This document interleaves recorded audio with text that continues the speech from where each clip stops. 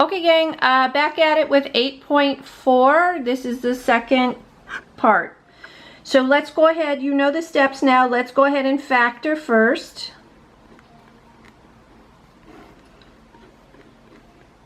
Let's see, this has to multiply to negative 36 but add to 5 because this is the easier one because there's the 1 in the front. So it's got to be 9 and 4. It's got to be a positive 5, so the higher number has to be positive. Alright, let's make sure we figure out what the domain is here. So anything that would make it divide by 0, so like a 4 I'd be dividing by 0 and a negative 9. So C cannot be 4 or negative 9. That's really important you note that. Alright, LCD for this guy is C minus 4, C plus 9. Alright, let's balance.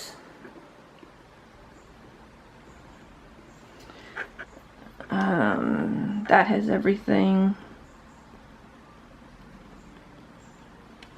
Alright, so like I said, once it's balanced, you could take the same amount away from everybody.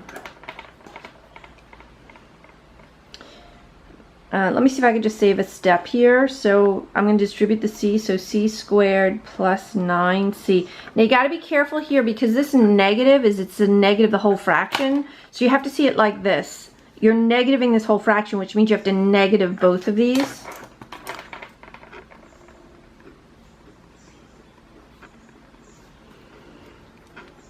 All right, and distribute the 11. So hopefully you're seeing whether it's going to be linear or quadratic as we solve this. Hopefully you're keeping that in mind because when you get to that step, how you solve a linear and how you solve a quadratic are different. Those are different processes. All right, let's combine like terms.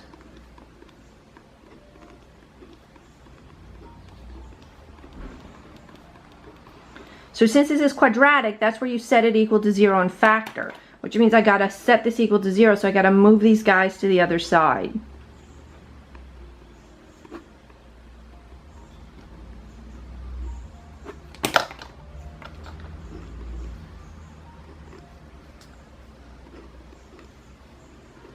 What are we gonna get here? 8. Okay, so like I said, it's quadratic, so we're gonna factor this guy. It's the easier kind because it's a leading coefficient of a 1. Multiply to this, add to that.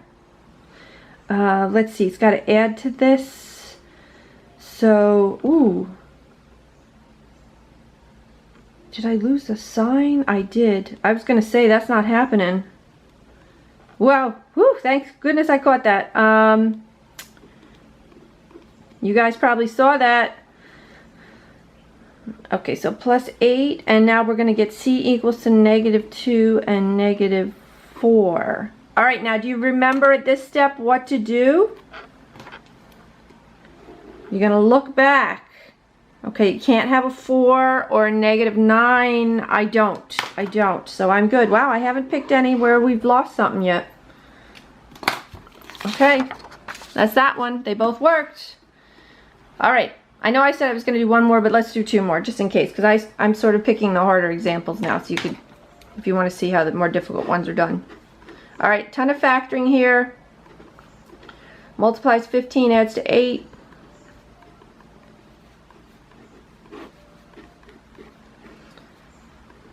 Multiplies to negative 6, adds to 1.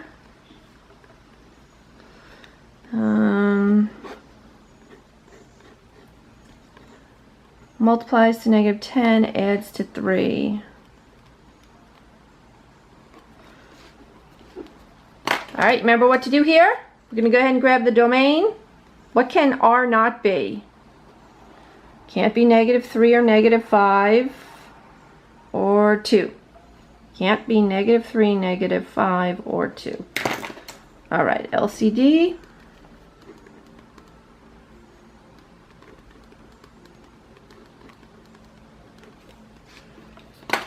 Alright, let's balance it.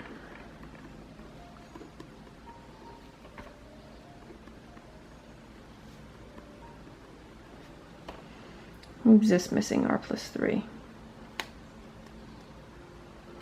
All right, everybody's got the same denominator.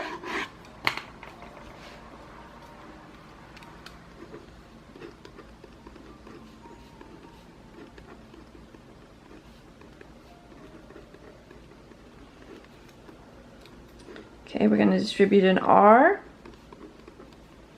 Going to distribute a -2. Distribute a 2. Okay, combine on a side. It's just a good technique to combine on a side before you start moving it back and forth over the equal sign. All right, as we can tell, it's quadratic here, so you want to set it equal to 0. So we're going to move these guys over.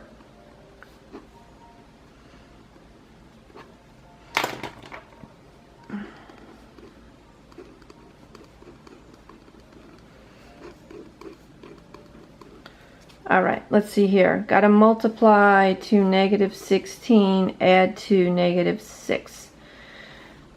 8 to negative. Okay, so R is going to be -2 and 8. Again, if I'm doing those steps too quick, it's what you were doing before, where you set this equal to 0 and then solve it.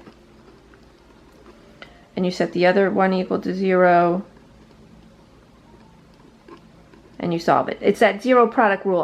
My brain is saying 7.4, that's section 7.4. It's what we did at the end of chapter 7. All right, so did you remember? Did you remember to do the check? Are we good? We are. So again, if it happens to be one of these numbers, all you would do is like cross it out. Like if one of these numbers was an 8, I would cross out the 8 and I'd be left with -2. Sometimes one of them crosses out, sometimes both of them cross out, and if that happens, then it's just no solution. But you always want to check that at the very end. All right, I still want to do something called literal equations, but let's end this video here because it's already at 7 minutes. So literal equations is still in section 8.4, but I'll get to it in the next video. Catch you. Bye-bye.